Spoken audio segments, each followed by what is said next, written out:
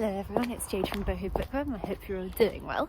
I am just out on a morning walk because the sun is out and it's actually a stunning winter's morning. But then I'm going to go to the shops, buy some ingredients, and I'm going to make a slow cooker chickpea curry. So I'll do a bit of a cooking vlog today while I talk about some of the books that I read throughout January. Talk to you in a bit. Bye.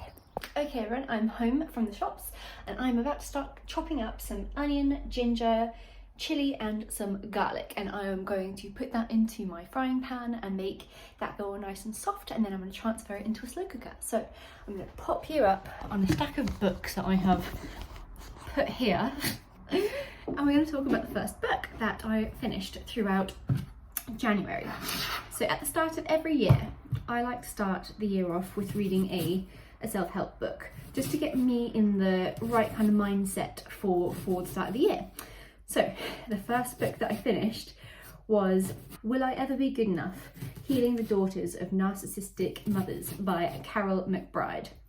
So I just thought, you know what, it's no secret that I have some mummy issues, so I was like, well, I want to figure that out, so let's kickstart the year with helping myself come to terms with everything to do with that woman. Just as an FYI, my mother and I used to be the best of friends. We were almost inseparable, to be honest. We did everything together. We went on holidays to like Thailand together, girl trips.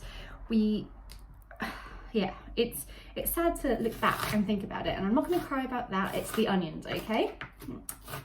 Just a forewarning. I hate chopping onions so much. Ugh.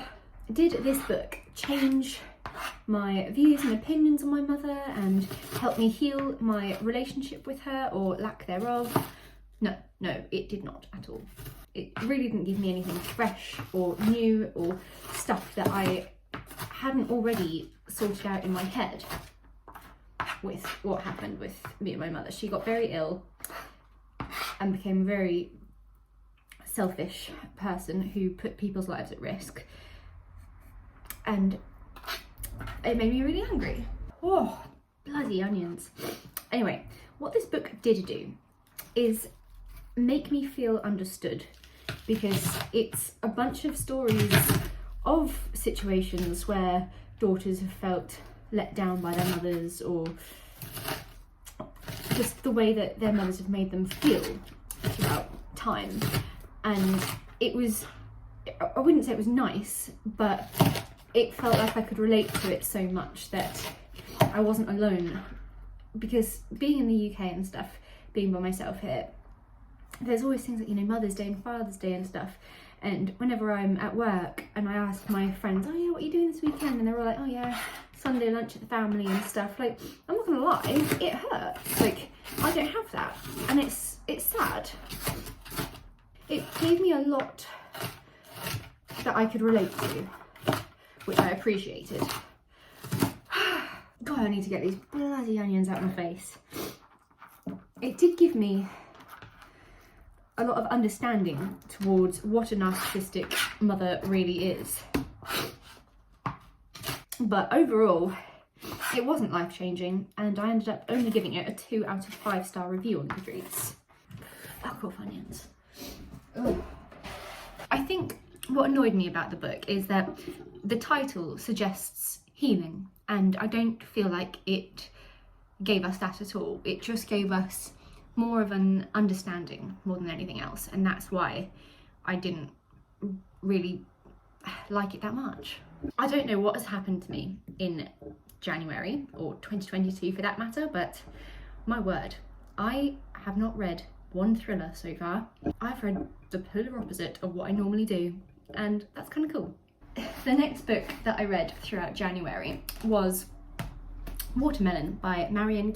Now this is a reread for me. I remember reading it moons ago, but I thought, you know what, new year, new mindset, new me. And what was interesting is that this book, basically the premise is about a woman approaching 30 who loses everything. And granted, I'm already there, but you know what, I'm actually happy that it happened, because it has given me so much strength and understanding and just knowledge of how strong I really am, and how I never give up, my ambition, my drive, all of that. So I was kind of really wanting to read this book and get that sense of power from it. And you know, I love Ireland. If you know me at all, you know how much I adore Ireland and the Irish lilt and the humour and stuff. So I was like, Marion Keyes is just what I need right now. I did think that the main character, Claire, would be someone that I could relate to on a certain level. I mean, I'm not a 29-year-old in hospital having just had my vagina sewn up after giving birth to a daughter, and then having my husband decide to, in that moment, tell me he's leaving me for another woman. No, but I still thought that it would be an interesting kind of premise of a story and see how this girl picks herself back up. So overall, I found this book a lot more depressing than I was anticipating. I really wanted that like witty humour and a positive kind of hilarious spin on a bad situation, but it was really sad. It put me in like a major reading slump, to be honest. It's a really, really chunky book, and I don't think it needed to be as big as it was at all. Plus, it was just a bit of a ramble. I found myself losing interest with it. And the main character, Claire, she was such a weak character. She was so reliant on other people. And one thing I've learned about myself is that I don't need anyone else. I want someone. I'm really excited to, you know, share my life with someone and share my happiness with someone. But she was like, I can be by myself, whereas she cannot at all. She wasn't a strong and independent female character that I was wanting to read about in that situation, in that kind of premise of a book. She was drinking excessively and heavily, making all the wrong decisions. I just found it sad that she was so unable to be alone and embrace single life. Like, the last year that I've been single, so I mean, I've dated a little bit, and people that you may have seen on my channel before, like Adam, you know, we're still mates, and that's great because we were grown up about it and we realised, yeah, we're not right for each other, but that doesn't mean that, you know, what we had wasn't a great little friendship. And I don't know, the last year of really being by myself, to be honest, because me and Adam saw each other about a couple of times, not much at all, I've needed it. I've needed to embrace single life and to learn to be alone. And I really hated that Claire didn't do that. Like, I get like the whole series of this, I can't remember their surname now, but the family, I think they're the Welsh or the Walsh family. There's a lot of books in the series, and they're supposedly quite an endearing cast of characters, and I think all the books are based on like different characters within the family, and it's got that Irish humour to it and stuff. But book one, I don't know, I kind of wanted Claire to go away from her family and be alone and sort her life out by herself, and I did not get that from this book. So overall, I ended up giving this one another 2 out of 5 star review. Quite disappointing, really. I'm almost finished just chopping up my ginger now. The next book that I read was Reminders of Him by Colleen Hoover. So if you know me at all, you know that she is one of my favourite authors, as much as I have realised as I've gotten older that the relationships that she writes about in her books are extremely toxic, and it's almost like romanticising toxic masculinity and stuff like that. But this book was released on, was it the 18th of January? I can't remember, but the second it was released, obviously I'd already pre-ordered it, so it was in my Audible library, and I hit play as soon as it had downloaded. And as always with Colleen Hoover, I was prepared with a box of tissues, because that woman does something. I don't know how she does it, but no one can tell an emotional story and write characters the way that Colleen Hoover does. But before I even tell you about Reminders of Him, I want to say that this book is extremely different from her norm. And by that, I mean predominantly her male character. As I just mentioned, normally writes like quite like infuriating men that are just controlling, manipulative, aggressive. There's always something really problematic about them. But this one, her male lead, Ledger, this barman, he was lovely. He was stable, he was level-headed, he was kind, just so different from the normal type of guy that she writes about. And he made the entire book shine. So it's about this woman called Kenna, who has gone to jail for, I think she spent the last 5 years in jail for a really horrible accident. Basically, she was driving under the influence and had a car accident, and the father to her child that she didn't realise she was pregnant with at the time of the accident died. But she got so scared that she ran away from the scene of the crime and didn't realise that he was actually still alive, and left him for dead. And so he died while she was running off, but she was in so much shock. So obviously it's such a horrible idea that, you know, in one situation you want to hate her because she did an unthinkable thing and practically killed someone, because she could have just owned up to what she did and called for help, called an ambulance, but she chose not to. But I mean, I wouldn't say that that's what I would do, but I mean, imagine that level of shock that you must be in. So anyway, she goes to jail eventually and has her baby, but I don't even think she gets to hold her baby because she has it while she's in jail, and then it gets taken away from her and goes to live with her partner who died, his family. Years later, when she gets released from jail, she goes back to her hometown so that she can hopefully go and reconnect with her daughter that she's never even met. But no one wants to let her close to her daughter. And that's when she meets Ledger, who is this barman, and they end up having quite a little, as I think with most of Colleen Hoover's books, it's very much insta-lovey in my opinion. I think she needs to work on that to give us a bit more of a believable storyline, but yeah, they end up having this massive connection really quick, and they kiss, and then I think the next day or something, Ledger's infuriated because he realises who she is. He was actually her partner's best friend, so he instantly now hates her and wants to make sure that she never gets to see her daughter as well. And he's very much a part of her daughter's life, so he's kind of like the only link back to her daughter. But yeah, what's going to happen? Are they going to reconnect? I think, you know, he finds out a lot of like things about her that he didn't realise, such as the level of regret that she has and how heartbroken she is over what she did and how she wishes she could change it. So he starts to understand her in a different way, but no one else wants to listen to him or her. And just, yeah, is she going to be able to find redemption and get back in touch with her daughter, who she is yearning for so much? Because, I mean, imagine that, you've never even met your own child. It's sad, especially if you want to, and it was all for a terrible, terrible accident. Alright, so this is now all in my pan. I'm just going to heat that up, let it get soft. So, Colleen Hoover, as an author, she's a master at creating these impossible circumstances, and we feel something different for all of the characters, so it's hard to choose a side.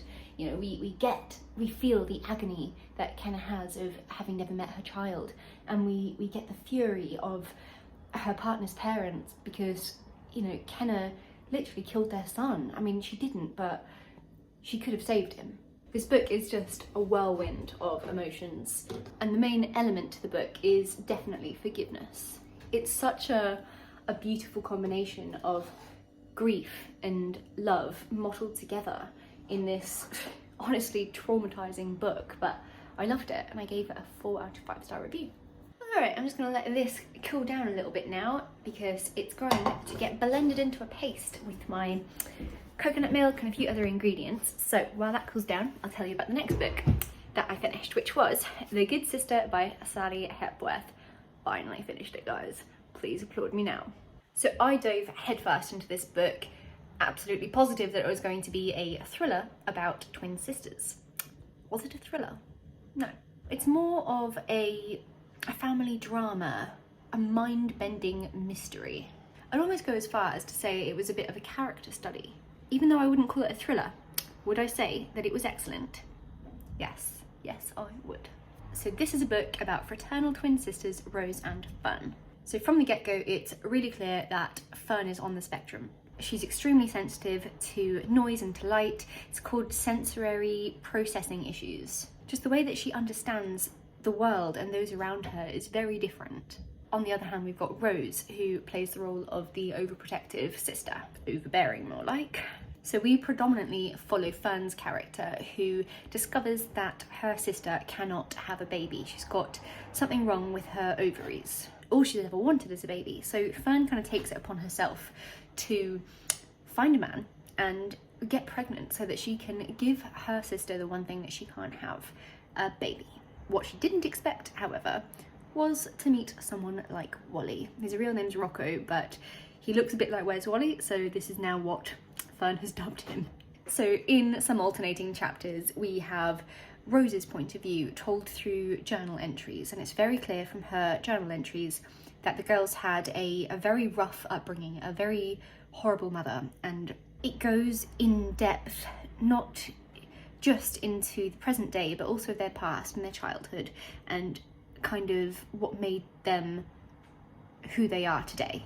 So I will admit, I was really worried about picking up this book because family dramas are not really my thing. Books about mothers, it's a touchy subject for me, and also just like, because I thought it was a thriller and I thought it was going to be a thriller about twin sisters. I don't know, I'm more the type of reader that likes domestic thrillers. Like, give me a scary, abusive, creepy husband and that you just like don't know what his motive is, or if he's actually going to kill you, or you know, a woman has to go on the run. That kind of thing is riveting to me. But a book about sisters or family dynamics is not really my normal cup of tea. But I am so glad that I gave this one a go. The crazy thing is that the premise really doesn't give anything away about this book at all. I was really pleasantly surprised, and I would actually recommend going in quite blindly with it. Fern's character was an absolute delight to read about. She's the kind of character that you just can't help but fall in love with. I just loved the way that she interpreted the world and handled situations. As always, I try and keep my reviews as spoiler-free as possible, so I'm just going to tell you what I absolutely adored about this book. It was captivating, intense, gripping, addictive, and the best thing is how unpredictable it was for me. The writing was absolutely excellent. It just draws you in right away. All of the characters are really well developed, and all of them are really intriguing to read about. There's a level of quirkiness to this book which I really appreciated, because it keeps it a little bit lighter while also tackling really serious topics such as mental health. I loved not really knowing what the truth was throughout the entirety of this book. It really keeps you on your toes, and it was so fun to try and figure out what was going on. That was like the suspensefulness of it. I'm not normally one for slow-paced books either, and this was quite slow-paced, but utterly binge-worthy. Loved it. This one got a well-deserved 4 out of 5 star review, but upon reflection, now that I'm actually talking about it, it might actually even be a 4.5. Actually, I've decided not to do the blender thing because my little NutriBullet is just too small. So instead, it's going to be a little bit more of a chunky curry than a puree curry. Let me get this in. So the final book that I read throughout January was called 2 Meters From You by Heidi Stevens. Again, this is just so not my normal type of read. It's a contemporary romance book. Who am I? So I did have a reason for wanting to read this book, to be honest. I'm busy writing a rom-com of my own at the minute, so I was like, okay, this is a rom-com set in the pandemic, so it might give me some inspiration. Right, I'm just going to put in my coconut milk. If it will ever come out, it's all thick. Awesome. I need a spoon for this. Because it's winter, it's all frozen. There we go. I was honestly really surprised by this book because I really enjoyed it, and yet I've heard nothing about it from anyone else on BookTube, and it's only got a couple of hundred reviews on Goodreads. I definitely think it deserves more attention than it's gotten. Right, I'm just going to put my chickpeas in. So as always, I have 2 books on the go. I always have an audiobook and I always have a physical book. And I was reading physically Confessions of a 40-something Fuck-Up by Alexandra Potter. And with reading that at the same time as reading 2 Meters From You, I started to get a little bit confused because while Confessions of a 40-something Fuck-Up is not based around the pandemic, there were a lot of similarities about these 2 books that I kept getting a little bit like lost about which story was which, so I had to like kind of put one down for a while in order to finish the other. Just gonna squeeze in some honey.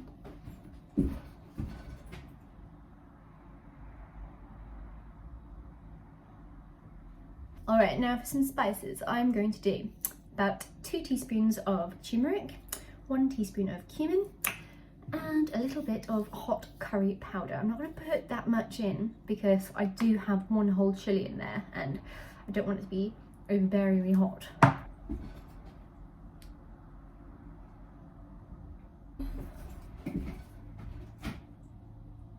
I might just do like half a teaspoon of curry powder if I can get it open.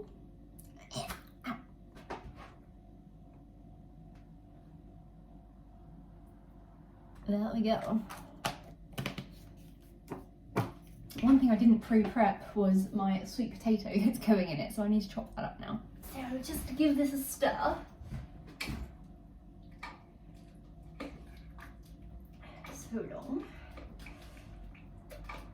Okay. Pop the lid on, put it on high heat, pop this baby up. So for a high heat slow cooker, for this particular curry, I recommend about 4 to 5 hours. So I'm just going to quickly chop this up so I can shove it in there, and then that's done basically. And later I can just make some rice quickly and have a yummy, healthy dinner. So 2 Meters From You is about this girl called Gemma, and she's just been through this really, really horrible breakup right at the start of the pandemic. She caught her ex-boyfriend with his head between another woman's legs. Oops. So obviously she sacks him the F off, because who wants someone like that?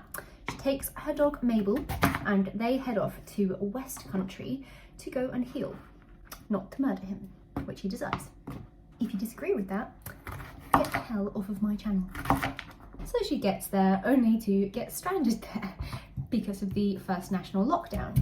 So all she has for company is her dog Mabel and the pretty attractive man that lives at the bottom of her garden, which sounds worse than it is. He's a normal guy. A very muscular normal guy. Delicious.